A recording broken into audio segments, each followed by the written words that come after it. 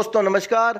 आज की बड़ी खबर दिल्ली से है, जहां दिल्ली में प्रशासनिक सेवाओं पर नियंत्रण को लेकर आम आदमी पार्टी की सरकार और केंद्र के बीच चल रहे विवाद पर सुप्रीम कोर्ट का फैसला आ गया है।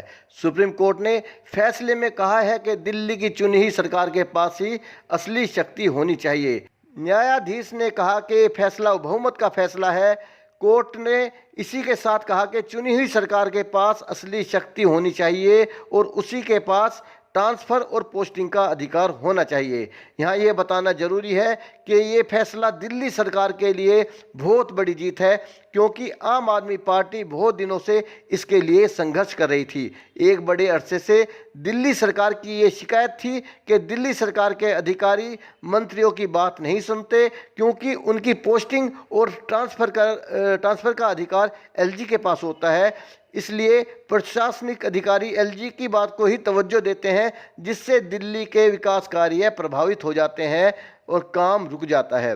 सुप्रीम कोर्ट ने राष्ट्रीय राजधानी में प्रशासनिक सेवाओं पर नियंत्रण के लिए दिल्ली सरकार के पक्ष में फैसला सुनाया है और माना कि नौकरशाहों पर उसका नियंत्रण होना चाहिए।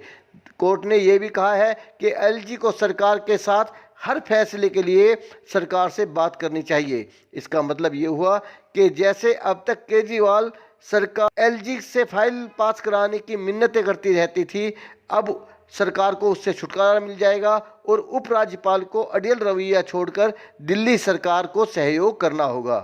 कोर्ट ने कहा कि दिल्ली सरकार अन्य राज्यों की तरह लोगों के प्रति जवाबदेह है, लेकिन उसके पास अधिकार कम है, इसलिए उनके अधिकार भी अन्य राज्यों की तरह होने चाहिए। ये बहुत बड़ी बात है।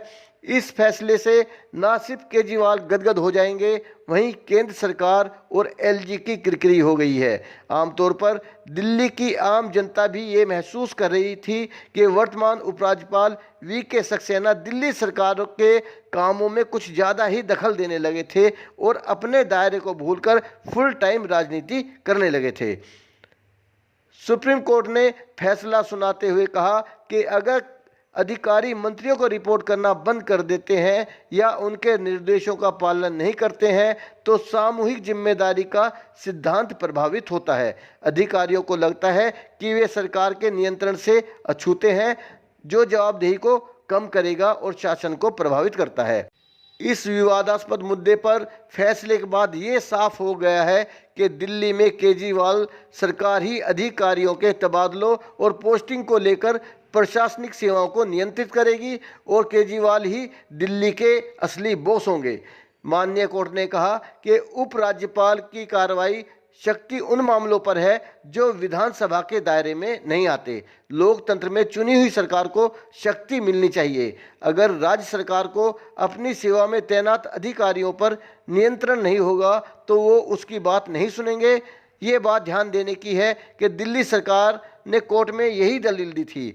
संविधान पीठ ने कहा कि आदर्श स्थिति यही होगी कि दिल्ली सरकार को अधिकारियों पर नियंत्रण मिले, सिर्फ उन बातों को छोड़कर जिन पर विधानसभा का अधिकार नहीं है। हम दोहराना चाहते हैं कि उपराज्यपाल दिल्ली सरकार की सलाह और सहायता से काम करेंगे, इसमें सर्विसेज भी शामिल हैं।